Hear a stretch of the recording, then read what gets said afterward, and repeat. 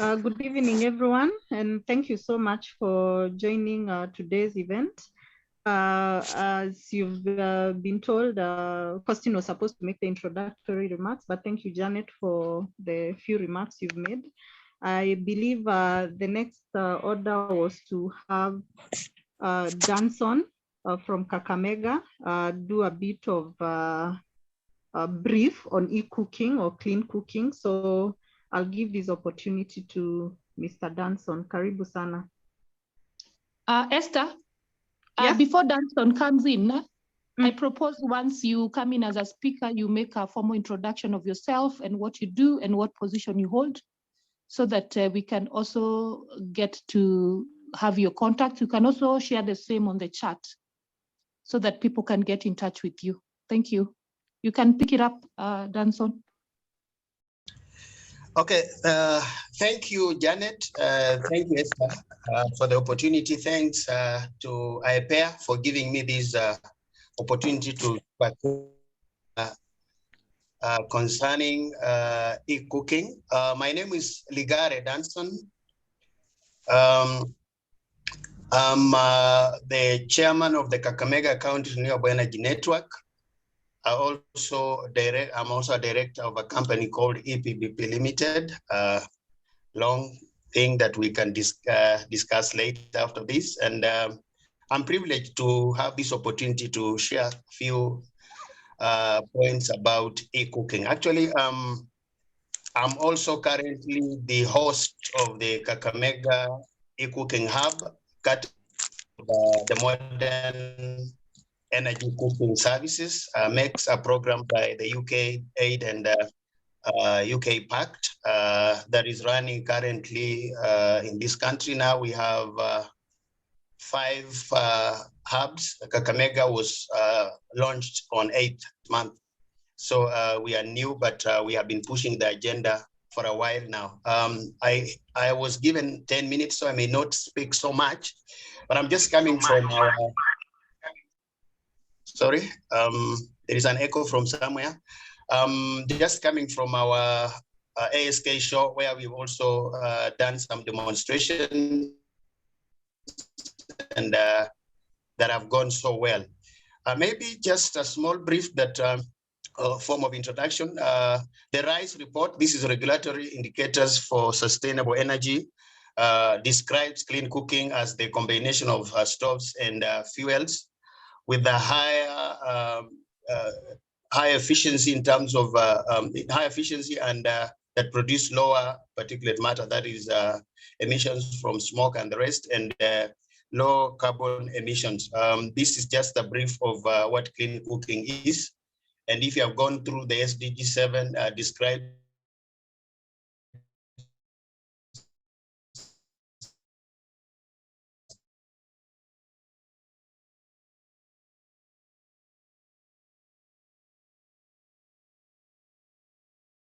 the cook, the fuels or gas and the rest as air pollution being cleaned on for a while now. And this is what we've been promoting for a while. Why electricity is because it's now described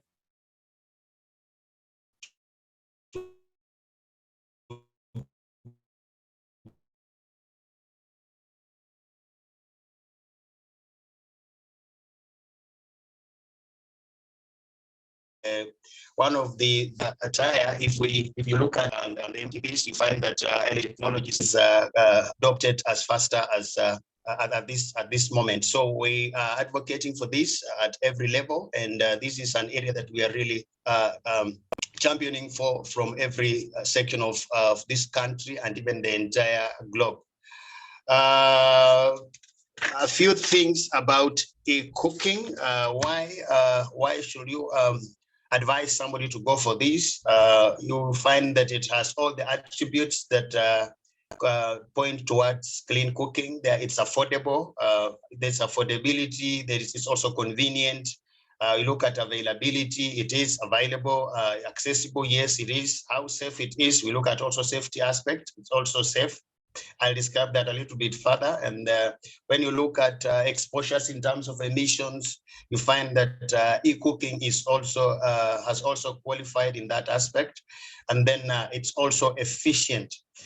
These are attributes that really contribute towards a technology or an to be classified as being at a higher tier. So e-cooking is part of it.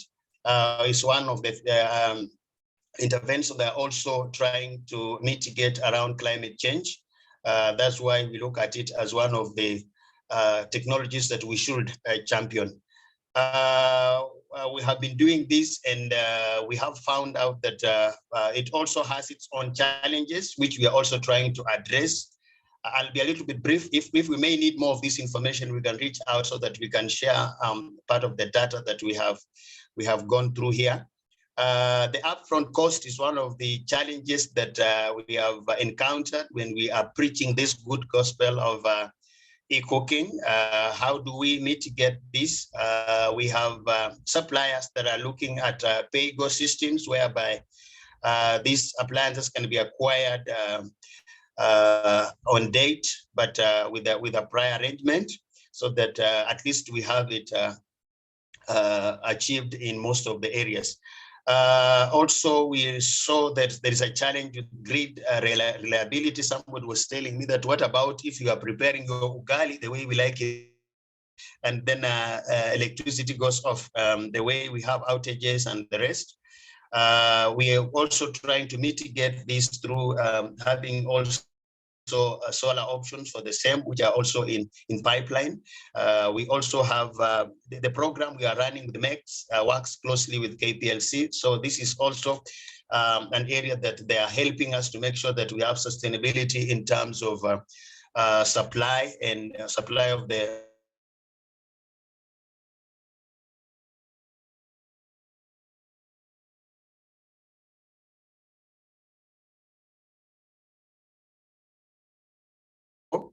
and then that needs to be working at the supply side.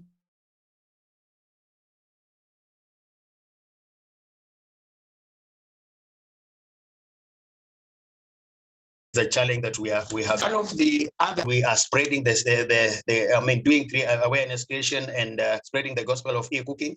There, we also have myths that cooking with electricity is expensive. I can clarify here without blinking my eye that cooking with electricity is not that expensive if you use the right appliance. People are used to cooking with the ancient coils that consumed a lot of power. Now we have electric pressure cookers, we have induction cookers that are consuming less electricity, which is a good step towards the right direction. And we had also the issue of safety, just like I was talking to people. There are people who are quite afraid of using, having issues with how safe it is to use an electric appliance.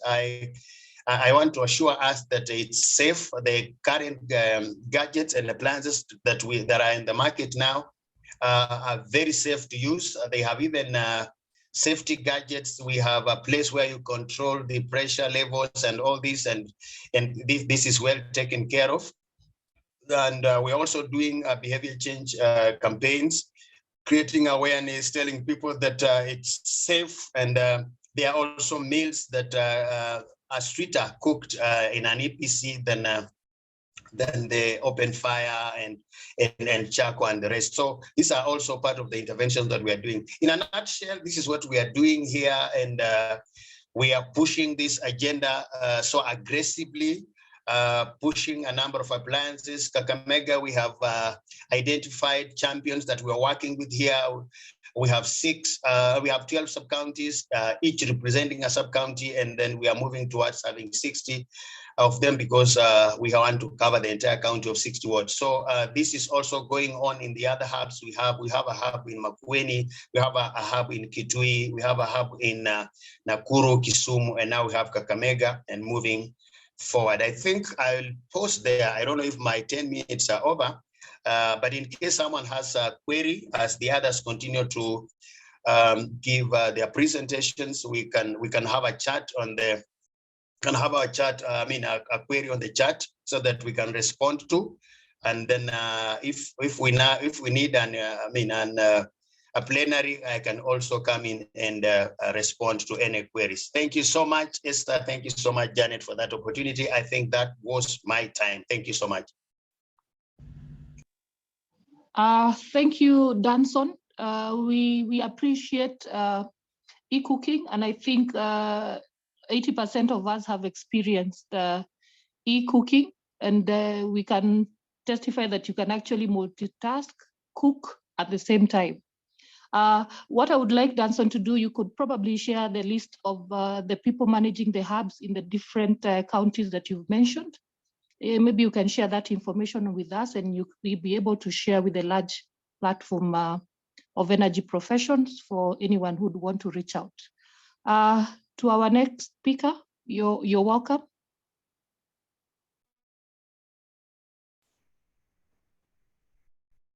Okay. Good evening, everyone. I'm not sure if I'm clear. You're clear, I can hear you. Good, okay, fine. Good evening, everyone. My name is Jackson Ritei Sanua, energy advisor from GIZ Kenya, working in the Kenyan Somali portfolio. I'm serving as an energy advisor for the promotion of clean, or rather climate-friendly cooking in Kenya and Senegal. And I also serve a position of a biomass working group speaker for Sub-Saharan Africa energy sector. So today, I think I shared my presentation with Costin, because I think it is normal. It makes more sense when I do a presentation while the screen or his screen is being shared. So, but okay, fine. I can do a brief and then. I think Esther can help you with the presentation. Esther, do you have the presentation so that we're able to view it? You can share your screen. Yes, I have the presentation. Give me a second, it will be up. Yeah, right. so 1 minute. So sure, Esther, as Esther shares the presentation, I wish to appreciate IPEA for welcoming me the second time to present or to have a talk around clean cooking. And I also appreciate I'm privileged to be part of the team that had from my good friend, my online friend, Danson. It was really an insightful moment. Yeah, so I'm trying to buy time as Esther shares the presentation. So we have got several projects in GIZ working on clean cooking solutions. And in the clean cooking space, we have got several organizations working towards the realization of this, not only in Kenya, but across the whole globe. So Esther, how far are you?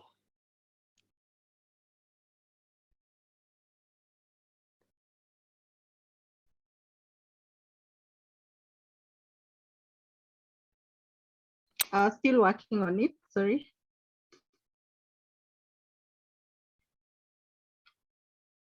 I don't know if I should continue.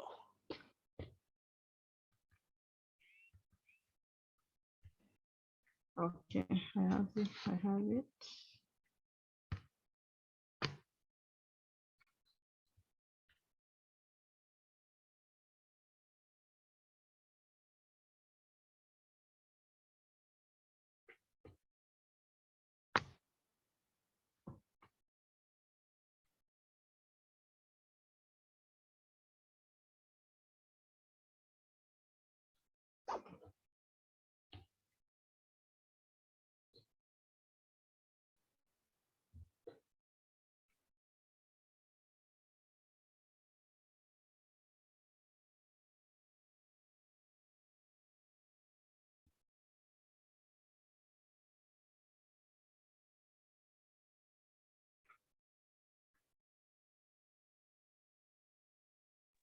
Jackson, maybe you have the presentation on your end. You can continue once Esther is able to share. Then we can be in sync with the far that you'll have gone.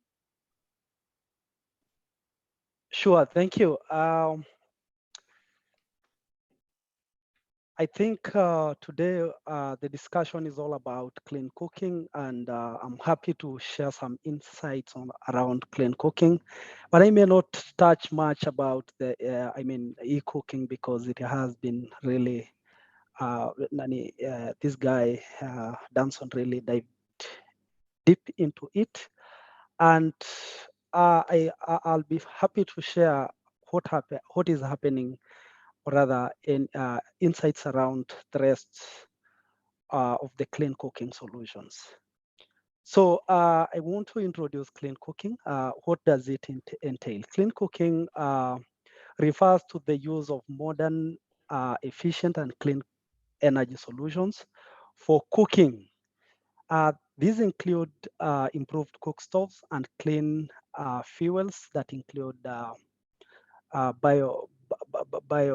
fuels, e-cooking and such, electricity and such, LPG, that is liquefied petroleum gas, and many others. Or the aim of clean cooking, or rather its benefit, it addresses the issues of health, environmental pollution, and socio-economical challenges that cuts across all genders. So in many developing regions, traditional cooking methods rely on open fires, inefficient cook stoves that burn solid fuels like wood, charcoal, or animal dung. But basically, in East African context, we normally use wood and charcoal primarily. There are other ways we normally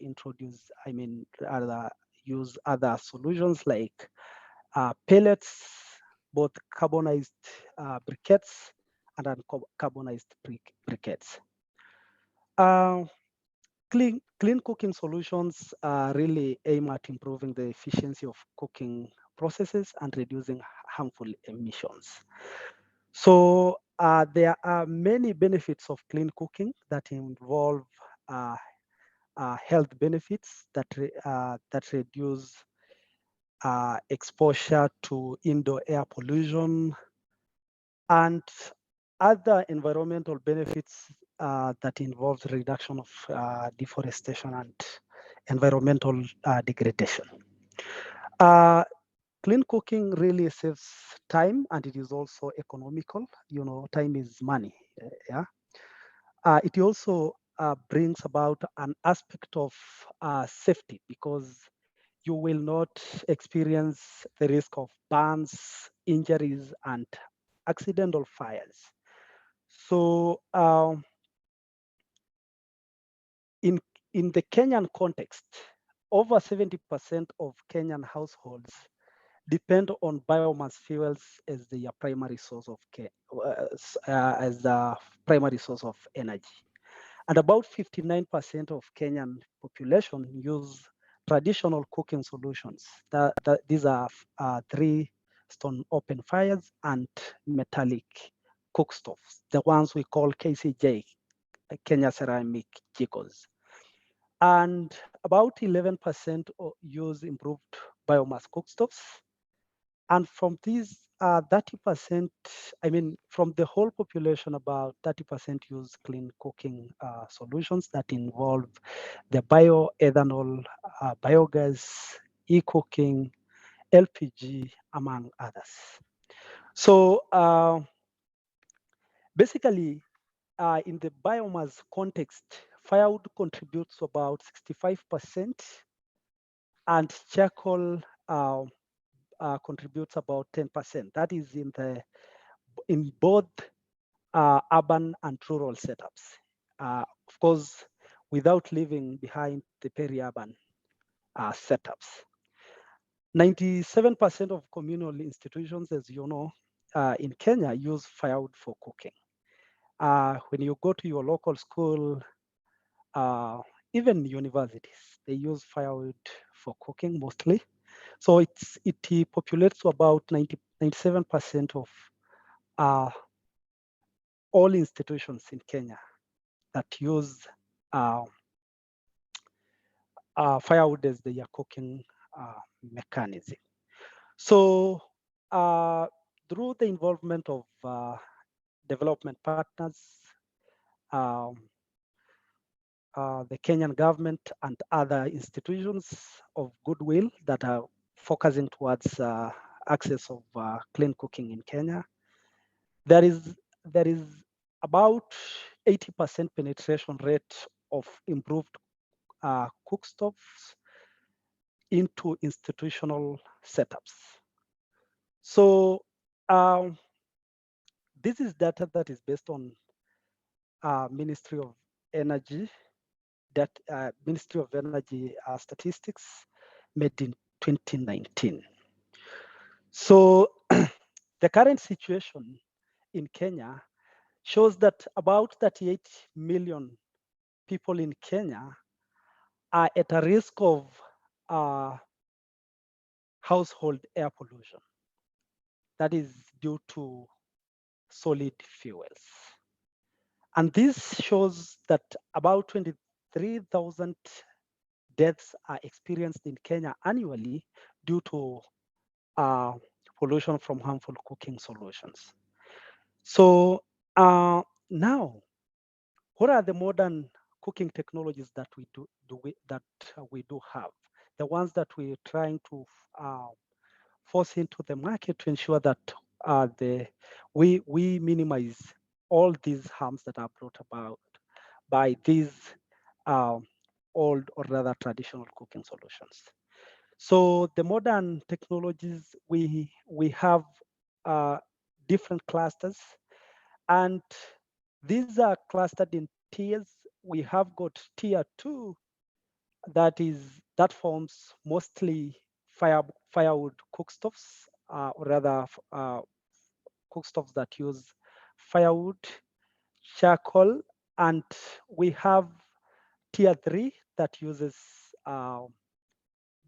that involves cookstoves that use sustainable briquettes and pellets. Those are both carbonized and uncarbonized. So we have other cooking solutions that are high tier.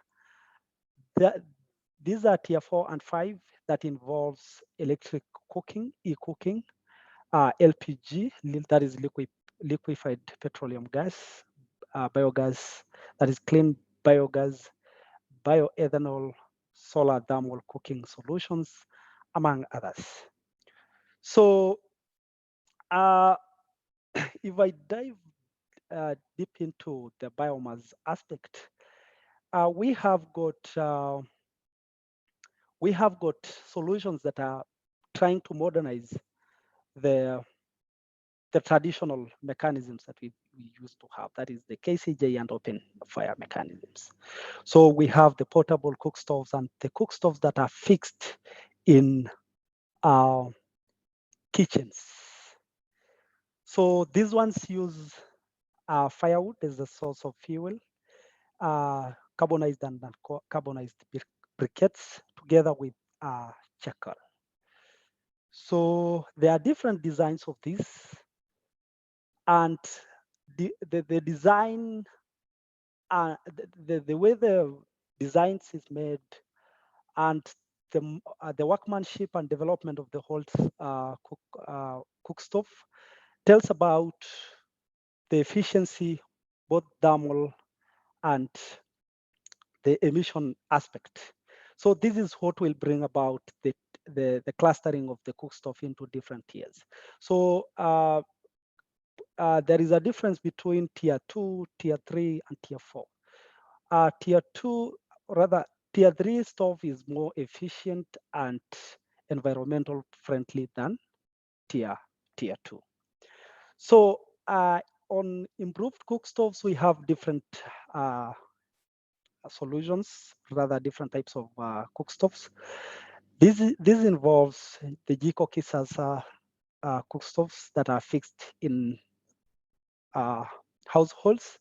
We also have rocket stoves that are a bit more efficient and they produce, they have less emissions.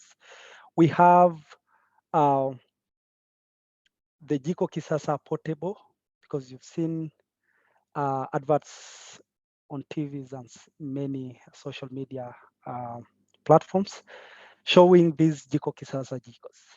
So there are rocket stoves and other, there are portable stoves and fixed ones.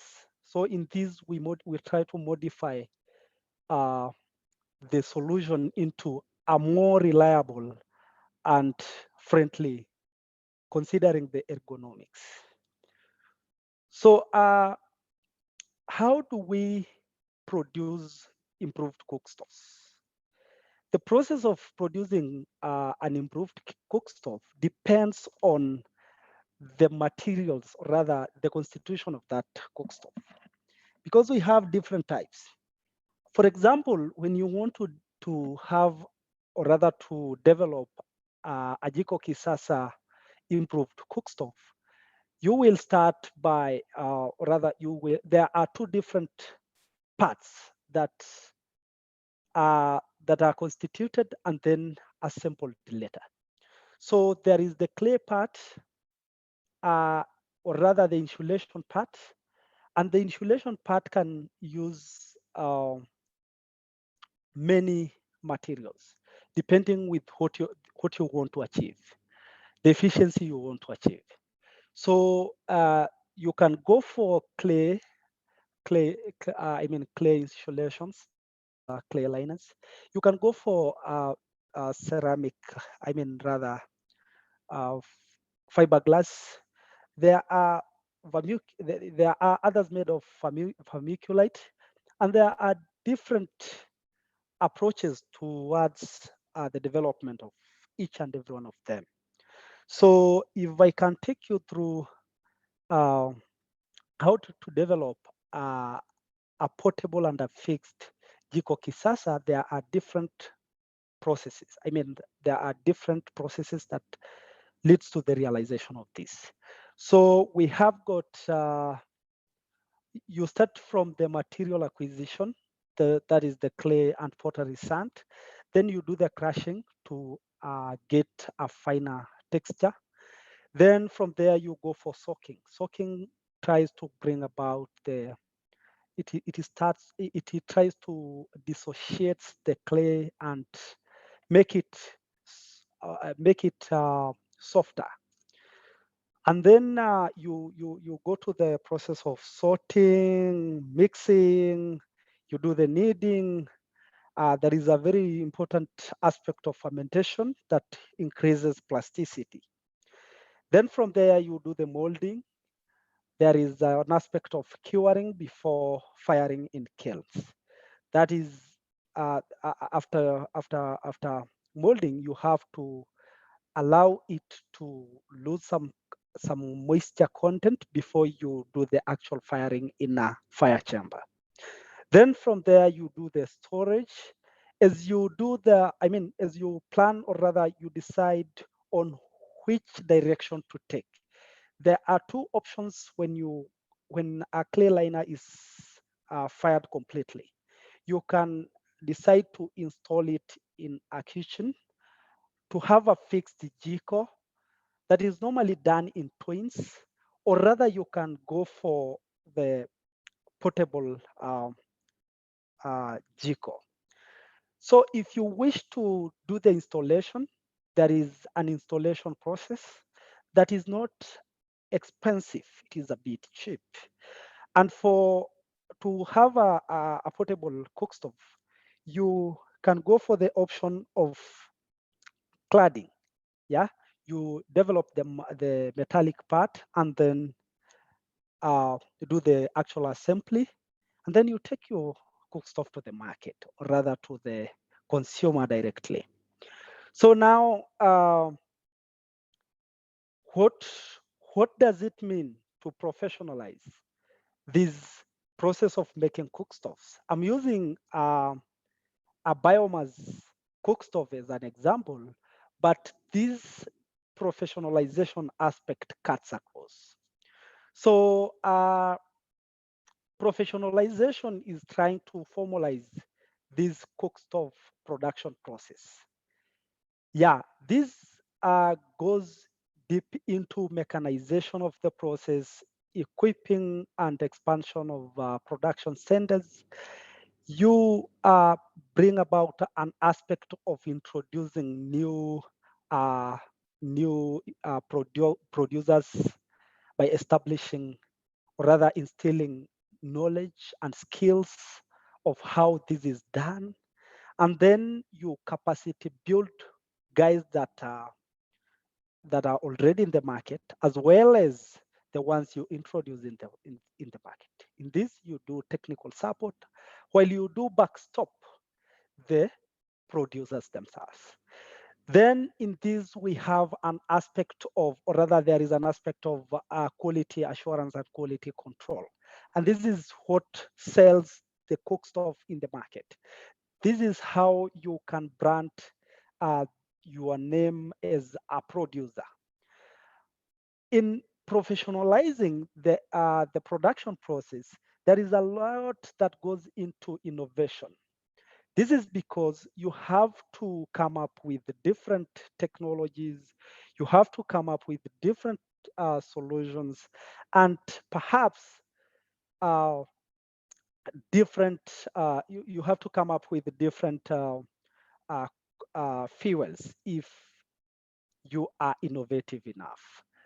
And by mechanizing the process, you have, of course, to try to develop machines that will tend to fast track the production process, that will really address an issue of cost due to efficiency and mass production.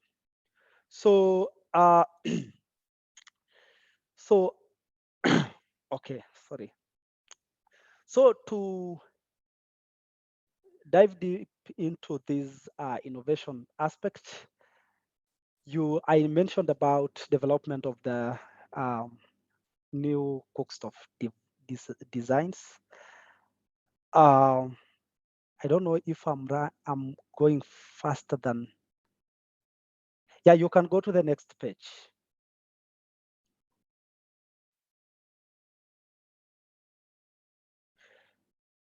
Good. So on innovation, or there is a lot that goes into development of the stove designs that I mentioned. There is stove testing mechanisms. There are existing protocols for testing cookstoves, but there are, or rather, technical institutions and technical persons are allowed to criticize and coming up with different testing technologies. Yeah, while mechanizing and semi-automating, there are different machines that can be developed or that are being developed to fast track this. There is a pulverizer that does the crushing of the clay. And if you're going for another solution that does not need the use of clay, you can that machine may not be used, but rather another machine can be used. Experts can advise. So still taking this as an example, there are mixers for mixing the clay and sand and other binding components. There are conveyors for semi-automating the process.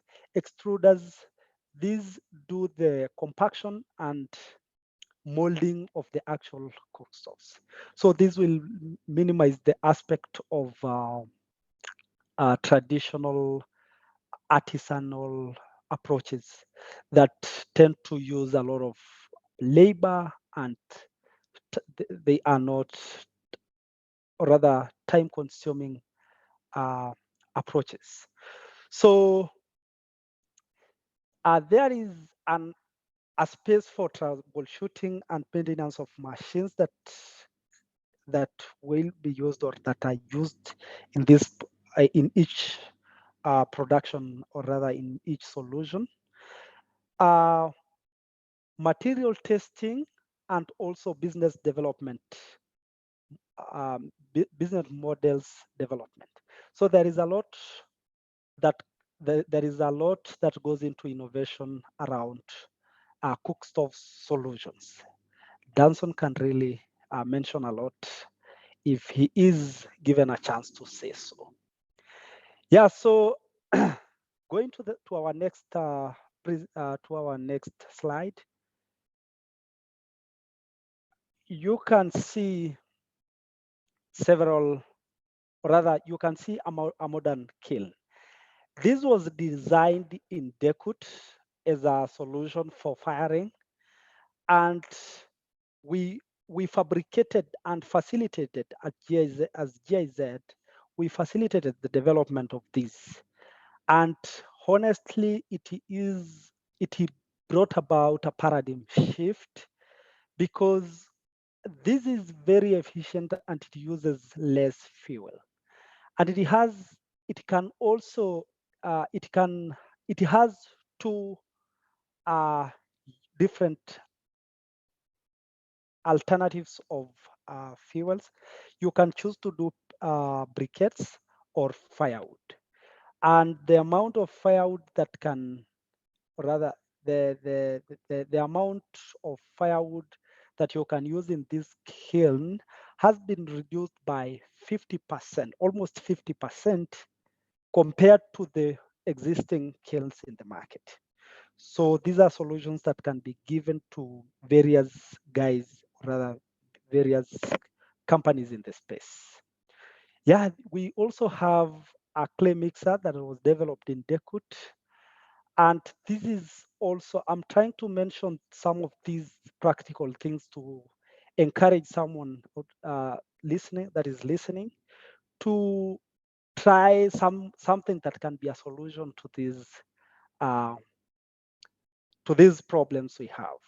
So that will form a basis of innovation. So that is a mixer that was developed in Dedan Kimathi, designed and fabricated there. So this mixer can really do a work that is done by about 12 people in a day.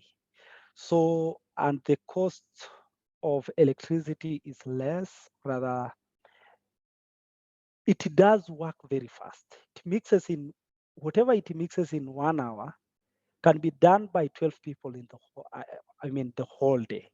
So you can imagine the hassle that it will save in the market.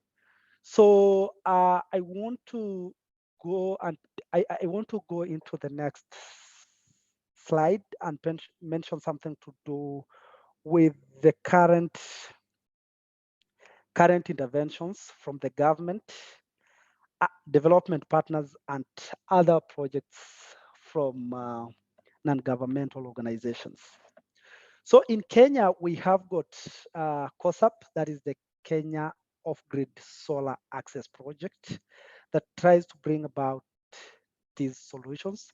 We have Sustainable Energy for All, SE for All initiative that is being pushed by the Ministry of Energy and Petroleum. We also have Energizing Development, which is a GIZ project that is ENDEV. We also have Green Climate Fund that is that is a project in GIZ trying to bring about these solutions in Kenya and Senegal. So we also have SETA and ABC. SETA is Sustainable Energy Technical Assistant, and ABC is African Biodigester Component that is trying to bring about solutions around the biogas fuel. So the private sector is not left behind, because we have got a bit of carbon financing that is really picking up as a financing option to promote the uptake of improved cook stoves and other solutions in Kenya. So this is really addressing or rather upscaling and scaling up clean cooking solutions across the globe. So some private sector companies in Kenya, such as Ban and Coco, are really benefiting from the carbon financing aspect. We also have the RBF mechanism that has been developed, that has been adopted by different projects in Kenya. So this tries to incentivize or rather provide incentives to private sector players to ensure that there is high adoption of clean cooking solutions. Private sector guys are also using pay-go system, as mentioned by Danson. This is a model that is being used by the private sector to enable households to pay in installments over a period of time, and this is being used by Wisdom and other companies like MGAS.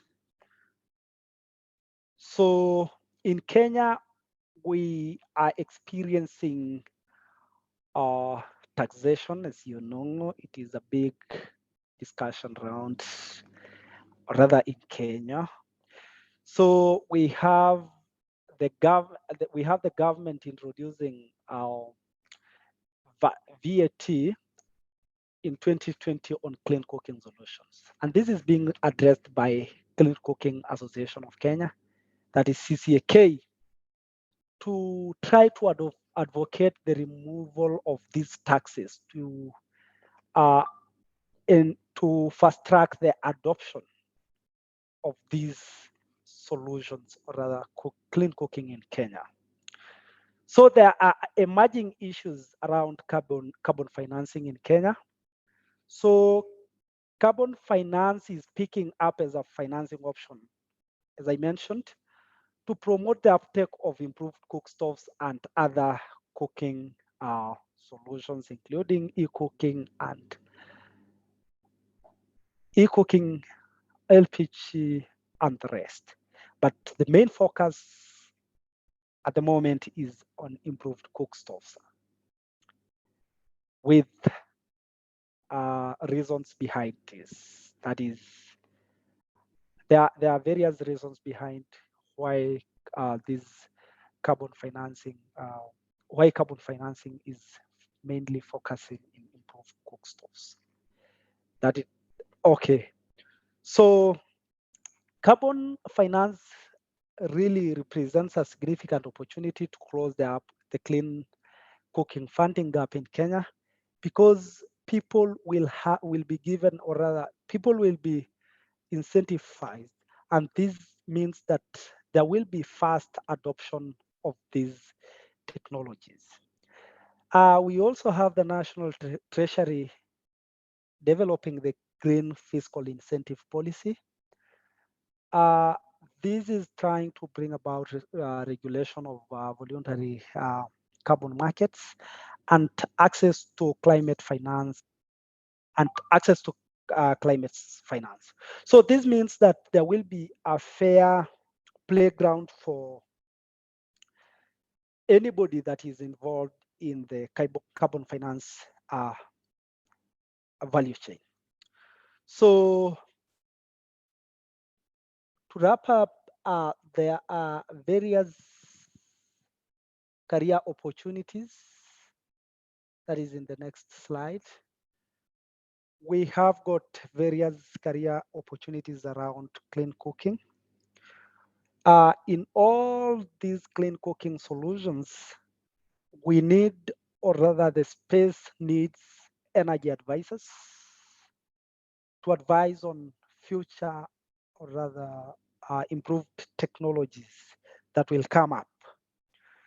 So we also have a problem with finance. So there is a space or a space for guys to advise on access to finance that is linking up private sector players and financing institutions that include MFIs and other financing institutions. So there is also a space in market creation and entrepreneurship, technical assistance, business development models, monitoring and evaluation, because there is a lot that goes about monitoring in this space, because you have to monitor the carbon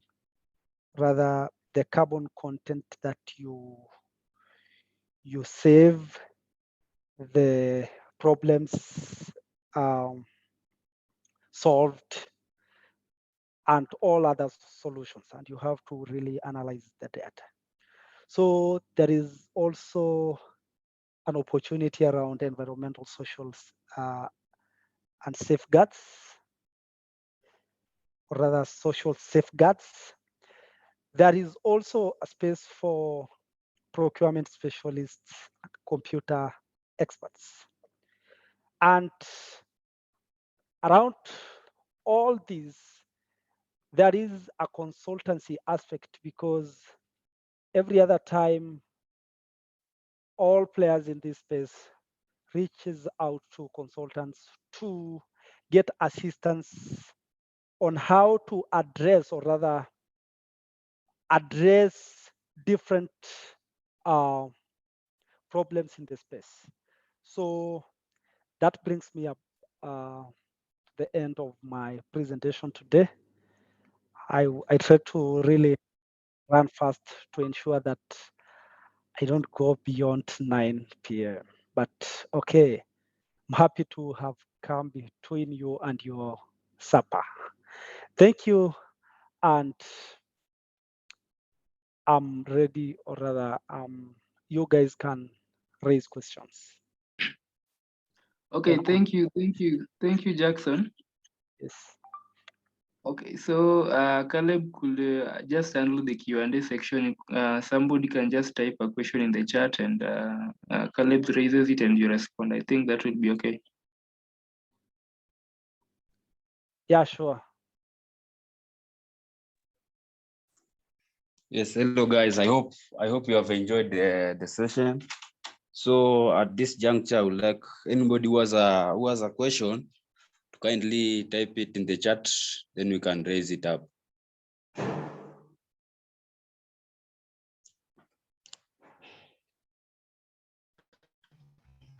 Hello, guys.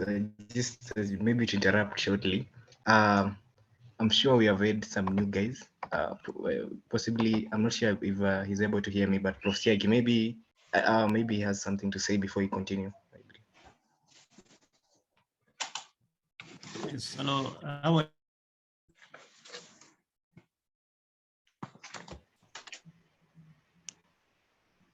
Can you hear me? Yes, we can hear you clearly. So thank you, Isaac, for the invite to this talk. I'm sorry I came in a bit late, but normally this is a very interesting area, and I'm sure that whatever you have been given has been interesting so far. I will try to catch up on what the interaction will be as we go ahead. Thank you. Okay, thank you, Prof. So maybe just to ask a question, because I believe as we continue to interact. Okay. So I think my question will pose it to Danson. We have been talking about like sort of these sort of new ways, especially the electrical ways, and I saw you really raise an interesting point about like solar cooking. So maybe backed up by some data, you could tell us. Okay, I know like maybe in the solar industry there's the issue of like the energy storage. So probably somebody will cook at night, and how much of like, let's say to cook a meal, like a typical meal, how much of that energy will be spent, and are sort of the solutions that are currently available in terms of energy storage able to accommodate that, like the sort of like the power required to cook if somebody is not really connected to the grid as well? Okay, thank you so much. I'm glad to respond to that. Maybe before I do that, I wanted to make a mention of what Jackson has said, that we are also members of, we are also working with the SETA team, the Sustainable Energy Techno Assistance Program, where we have championed through that, because we are working to set up the county energy plan for Kakamega County. We have pushed the county to allocate 40 million Kenya shillings for the creation of awareness and just tackling the issues around clean cooking. So it's an achievement that cannot go without being mentioned. So once the government gives us money, the county government of Kakamega will have allocated us at least 8 million shillings every year for just around clean cooking issues. So this is worth mentioning. And maybe to respond to the concern, the clean cooking, especially e-cooking sector, is moving fast, but part of it is still at an R&D stage, research and development. We have been championing on-grid solution for a while now, but we found that there is a challenge with those people who are not connected to the grid. And that's why most of the people we're working with, including even Strathmore University and other institutions, are also trying to develop a solution towards that. Myself, I have installed a solar cooking solution in my place. It's a 500 watts installation, which has an EPC electric pressure cooker. It has a small motor for grinding maize, and yeah, so far the system is working on well. It has a 25 volt battery with a charge control. We are still monitoring a few other issues when we have off-peak and on-peak, because the cooking behaviors has to be looked at depending on how many meals are made in a day, and how the system works and how it responds to the load that is applied. But basically, we find that the EPCs that we have been customized not to take so much of the energy. Like giving an example of cooking using now the on-grid, you find that we use less than a unit to prepare all your 3 meals in a day. That is serious meals. You know, where I come from here in Kakamega, we can't talk of a meal unless there is a ugali part of it, and yeah, serious meal towards that. So we find that you can prepare your githeri using now the on-grid with less than 8 Kenyan shillings calculated with the current tariff. And in terms of how the load will behave if you are using a DC. I hope everyone is getting me at this point. Are we still together? Yes. Yes, very clear. Yes, we can hear you. Okay, Yes, there's a point I talked and somebody said that I was not audible enough. What I was saying is that in terms of power consumption, you find that our EPCs are low rated, and they are convenient for use. Maybe when we get more time, or if there is a better platform, I can share a slide that illustrates how much energy every meal takes. Like if you want to prepare njahi or githeri, how much time it takes, how much of the energy it takes, and how much cost as per the current tariff. All that data is available. Just to illustrate that it is convenient to cook using using electricity both on and off grid. Though to be honest, sometimes when depending on where you are located, if the battery is not really fully charged, you may find the inefficiency may be found in terms of how much time you may take to prepare a certain meal. But in terms of how efficient it is, in other terms, in terms of preparing meal to its conclusion, I assure you that it is a good solution to that. Maybe we may share this information on email or something, or we can do it. I can share a link on the chat. Okay.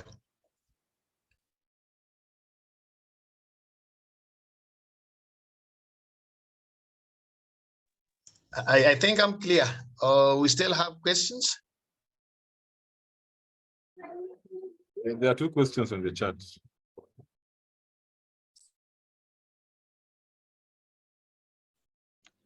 Okay, I wish to respond to the first question on the chat that states, okay. A question to Jackson: have you worked in the bioenergy space with the bio characteristics as an alternative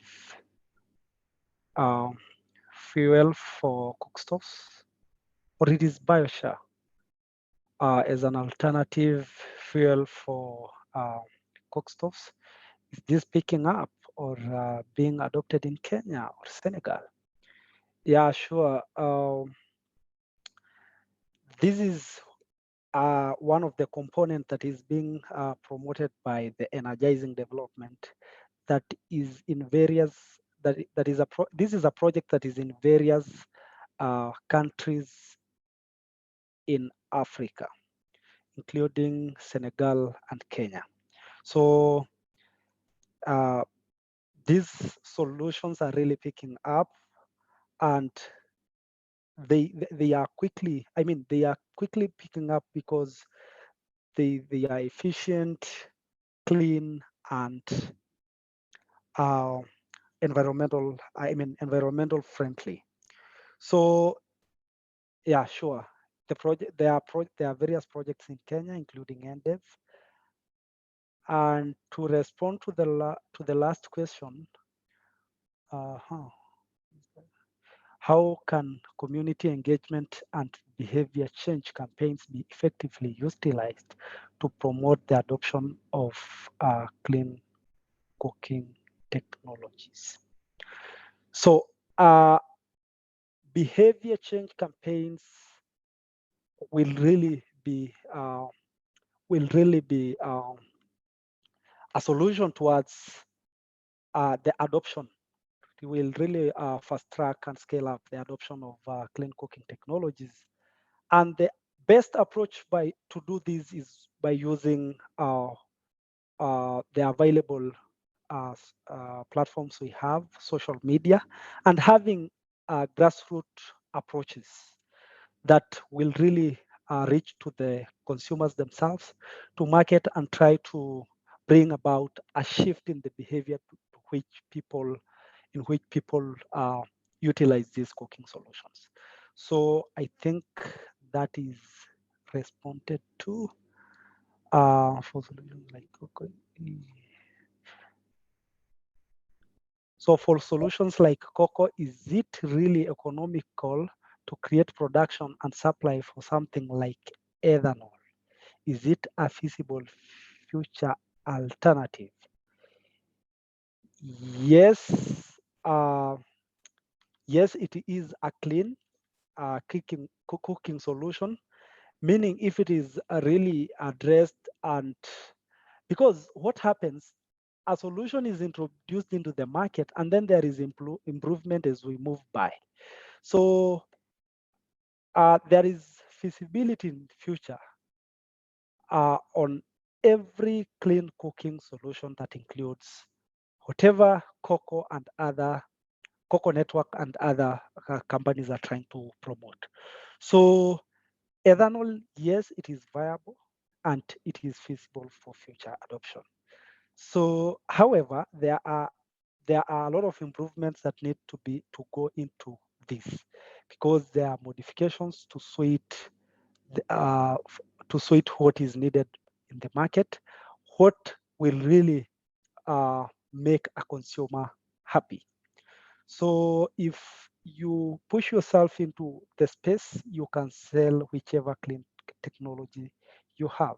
So for bioethanol, the cooking solutions can be clustered in tier 4 or tier 5, meaning these are very clean cooking solutions.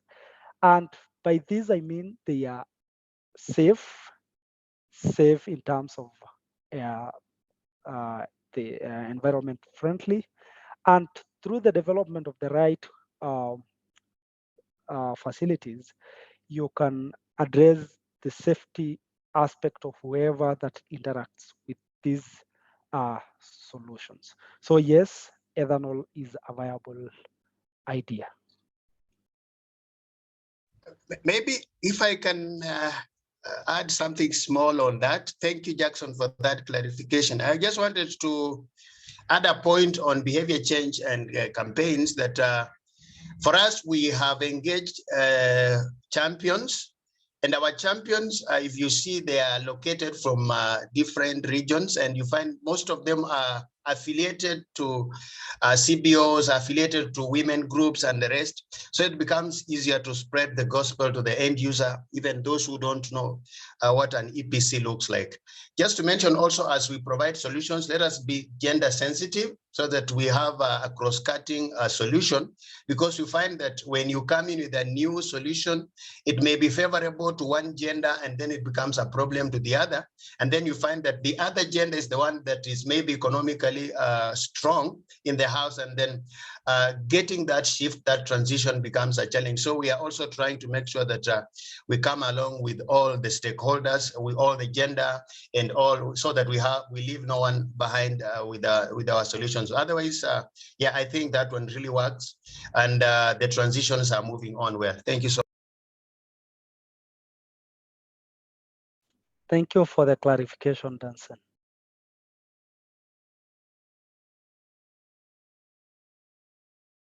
Okay, I have a question to Jackson. This is just regarding the carbon financing. So for the carbon financing, are the financiers looking at the carbon offset, and how are they measuring this in a cook stove? Because for solar, I think it's direct. You can just look at the consumption and generation. But for a cook stove, how are they determining how much carbon is not emitted and the rest?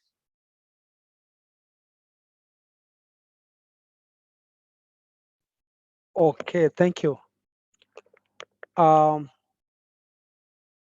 How they do it, they check two parameters mainly, because when you test a cook stove, there are different parameters that you can look into, but mainly carbon finance, guys that are doing carbon financing focuses on the amount of emissions that are emitted, that is the PM 2.5 particulars. So this is what you can get from a test in a lab. So they will offset, of course, it's just the approach is similar to what is done in solar, but it is the data collection that is different. Yeah, because in solar you check on the consumption of the rest. For this, you check on the you test the efficiency of the cook stove and calculate the amount of savings it is doing, and then populate together with the amount of emissions that is, or the minimization of the emissions that is released to the environment, compared with the open, rather, 3-stone fires. So you have to do a comparison and then offset the amount of savings you're making and the minimization of the emissions. Thank you. I hope that is. Okay. Yeah. Can I add something? Yeah, you can go on, Danson.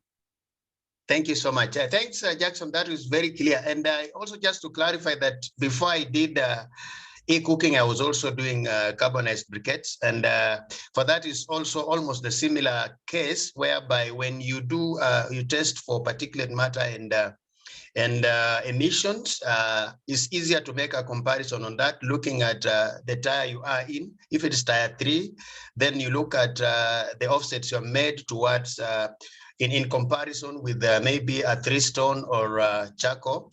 Then from there you can get the tonnage of the offsets you have done, and then it's easier for you to get carbon credits from the same.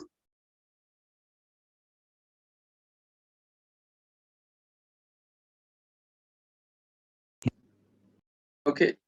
So from what I'm getting is that this carbon financing or the carbon offsetting way for cook stove is not based more on the usage of the stove itself, but more on the calculation of let's say the emissions it will avoid compared to the conventional ways of cooking, right?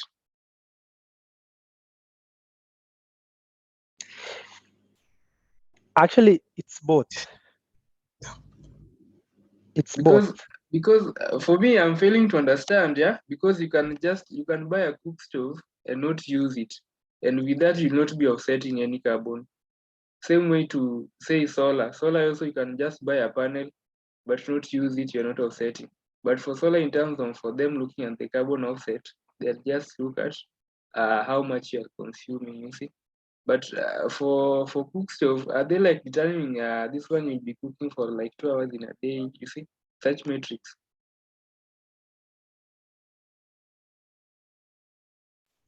Yeah, that is a dynamic that is challenging to carbon, that is posting a challenge to carbon financing. Yeah, it is really a challenge because now you may not be able to predict the amount of time that the cook stove can be used by an individual. So they normally assume if the cook stove is going into the informal setup, rather rural setup, the calculation, the amount of time given is different from a cook stove that is sold to an urban setup. So that means there is an assumption that brings about a lot of contradiction and inaccuracy while doing the offsets. So yeah, sure, that is a challenge, but with time, it will be addressed. It is already a challenge that is being discussed by Clean Cooking Alliance in Africa.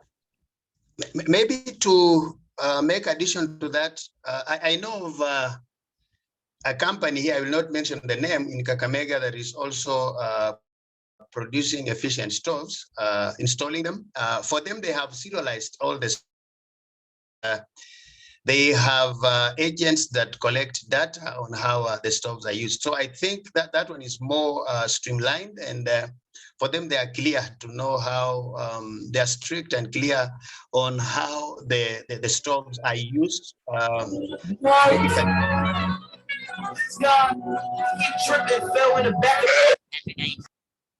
Oh, sorry for that. I hope we are clear. For them, they have a streamline. Maybe also for fuels, it might be a little bit easier. Like if you are doing briquettes, it's easier for you to know how much has been sold and how much is has been utilized in a certain period. Maybe just for if you are doing a KCJ or a rocket stove, that may be a challenge if it's not serialized or monitored at a regular basis.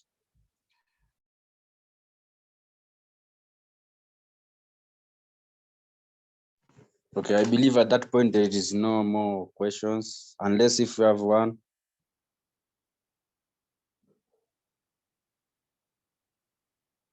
Okay, I think maybe not a question, but just sort of a clarification in a way. Because I've seen you have been talking a lot, Danson, when we started, you talked a lot about like the E stuff, but currently it feels like the focus in terms of clean cooking is not really carbon zero, but really carbon neutral in a way, like sort of just reducing the carbon like the fuels or the technology that is being really pushed towards the masses is more of reduction rather than like a carbon zero, carbon neutral. Is this something that maybe you can tell how long before we really get to the point where you say, okay, we are really no longer about carbon neutral, we are about carbon zero, like where we use these sort of the zero, completely zero emission ways of cooking? Okay, I hope the question is towards me. It's true. We have been tackling what we call stacking in most of our households. You find that as much as we are bringing in the E aspect in cooking, even those who own the E appliances, you find they may have an electric cooker, but someone will have an LPG somewhere, and maybe in what we call a dirty kitchen, you'll find maybe a half sack or so of charcoal. So what we are trying to do is that as we move towards the universal access and towards the target, the national target of 2028 or 2030 towards there, the main objective is for us to move towards, where possible, carbon zero emission. That is the main target, but you see it will come gradually. That's why you have Jackson talking about, we talk of improved cooking, then we come to modern cooking, then we try to give them tiers 1, 2, 2, 3, and then we look between 4 and 5. Though the main target is for us to end up in tier 4 or 5, 4 to 5, around there. Maybe at 2030 or around there, but we are very much aware that this is not anything that can happen overnight. So if you are doing a 3 stone, which is very, very low tier, then we come in maybe with what Jackson has shared, you at least get to tier 2 or tier 3, where you can do an improved one. Then we can have you gradually shift or transit to tier 4 or 5, which is the preference of all. But as you saw, there are so many cross-cutting issues. There are so many hurdles and hindrances towards that, which we are trying to overcome one by one. Maybe just to be practical, someone will buy your solar cooker, somebody will buy your electric cooker. Some buy because it's a new idea to them. I'm just coming from the show today. There are people who bought, maybe because it looks good, I cooked nice ugali, but when he takes it home, when he wants to do, someone told me they cannot eat, their meat must smell some smoke. They prefer smoked meat. So you see now, when you come to that kind of aspect, these are people that needs a gradual awareness creation. These are people who need to be told, no, besides the smoke, the beauty and the good taste that we are enjoying, this thing is also harmful to your health. So that gradually we get there. But the essential objective is for us to come to carbon zero. Thank you.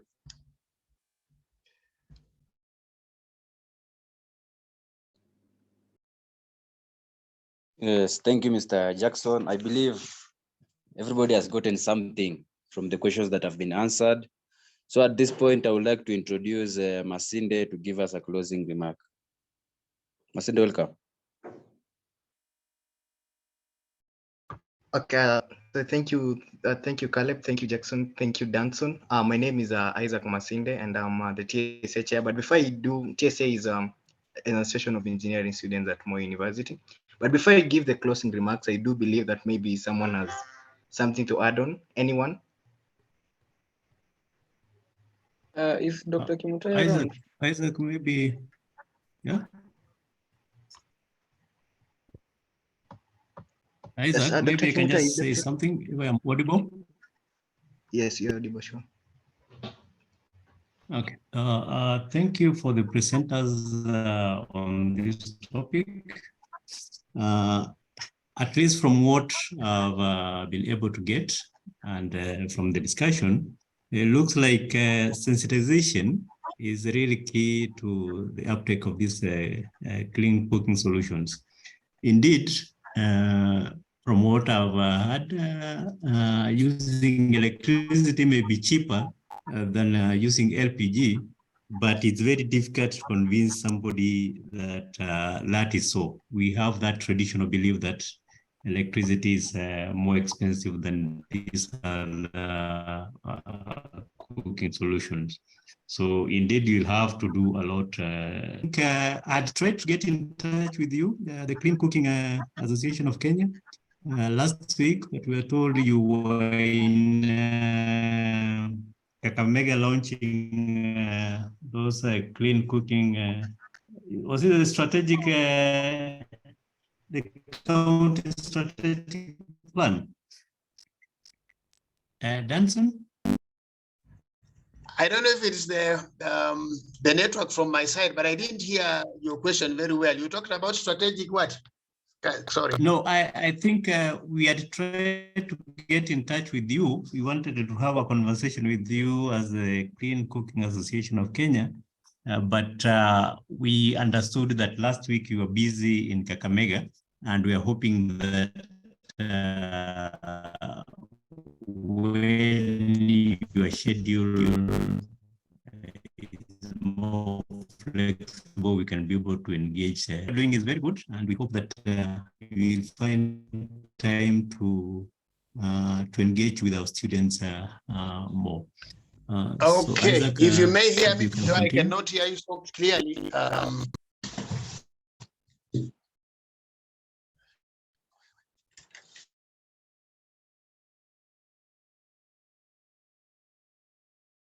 I think I have a poor network.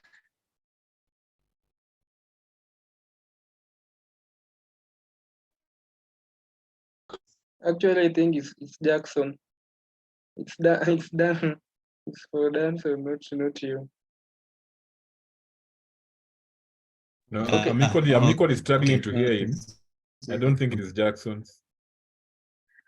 Okay. Okay. So thank you, Professor Siagi. I was hoping to see Dr. Kimutai also, but anyway, thanks for attending. So maybe I could Sorry. just. Can you okay, hear me Dan, now? Can I? Yeah, sorry, I lost my network. What happened is that most of last week we were launching our Kakamega e-cooking hub. So most of the teams were around here, and yeah, that is why we were not being found. But now moving forward, we are reachable. Anytime you need any information from us regarding e-cooking or clean cooking in general, we are available. I can share my email, and I believe most of us have it, and then we can continue the conversation. But sorry for a busy week we had, but now we are available. Thank you.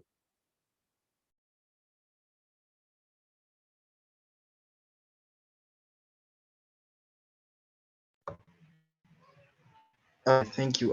Thank you. Is there anybody else with a comment before we really do the closing remarks? I do believe what Prof. Siagi meant is there will be even more collaboration, and even from the student level, I think we really appreciate such sessions. They're really informative, that they really open up in terms of what is happening, what is there out there, and what we can sort of also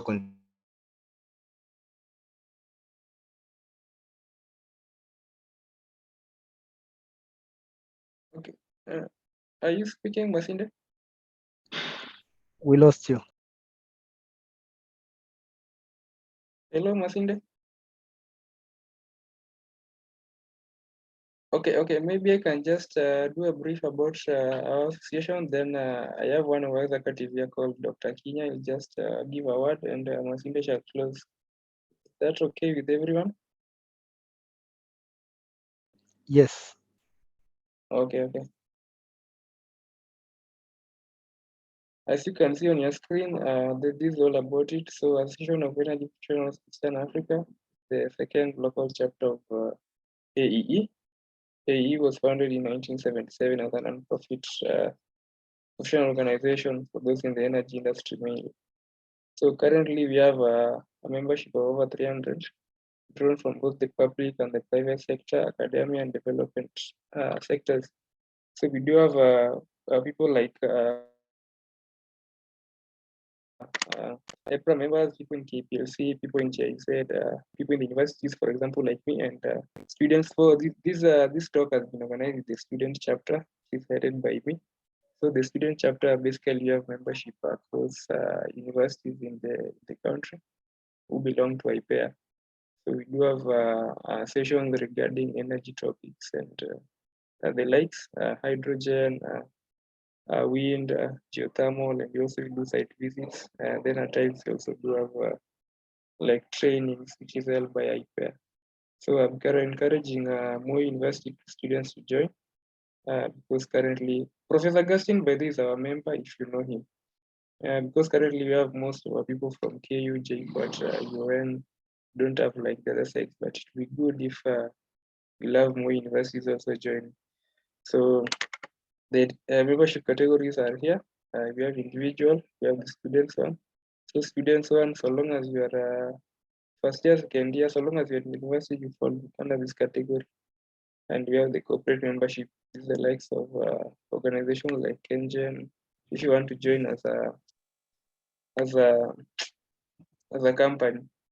So of importance to note is that ladies who become members of IPEA automatically belong to a branch called Council of Women in Energy and Environmental Leadership, where they also further training on the leadership and more things. To join us is very easy. Just write to this email, membership@ipea.co.ke, or just write to info@ipea requesting to join. I will send you a form, you complete it, and you pay the registration form, and that's it. For clarification or anything you need, is the number here to call 0741 933 928. 41 933 928. So that's all about it. I wish to thank TSA, especially Masinde and Noel. Noel is the one who began this conversation with me. So I was referred by Professor Augustine. Yeah, so I really appreciate you and looking forward to having more conversations. We even have a speaker for hydrogen, so if you like, organize that. And see you now, we can impact knowledge on people. To finish, Dr. Kinya, I don't know if you are getting me. What did you mention about hydrogen? We have about hydrogen. Yeah. We also planning to have a hydrogen talk, similar to the one you've had on clean cooking here. So if you are interested or anybody interested, can TSA is interested, we can organize it, have such a webinar. Yeah. Is yes, that okay? Costin. Okay. Yeah, this is Dr. Kinya. I can hear you clearly. And okay. I'm very, very grateful to GIZ and especially to Engineer Sanua for your willingness to give us this talk, even at this time of the day or night. So, and there's a lot of room for research. You know, we don't need to Google any of this information. Our universities can do the research, whether you're doing your master's degree and you need to do your original research in energy and this particular sector, there's plenty of room. We need to be the ones feeding the world with our own research. So we are the ones, leading the rest of the nations as far as it comes to clean cooking, and to show how we have moved from very dirty cooking to clean and healthy cooking. Anyway, that's just a thought. And thank you again very much for staying up this late. And IPEA, where I'm a member of IPEA too, and I'm in the executive committee. And for the time being, I'm also the chair of the governance, of the ethics and governance committee. And thank you all for attending this particular webinar. And good night. Thank you, Dr. Kinya. Masinde, you can go on.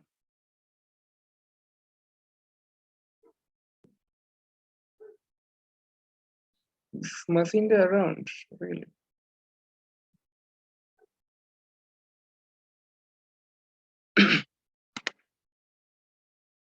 Okay, I don't think Masinde is in the call, so I'll take the honors of closing this session.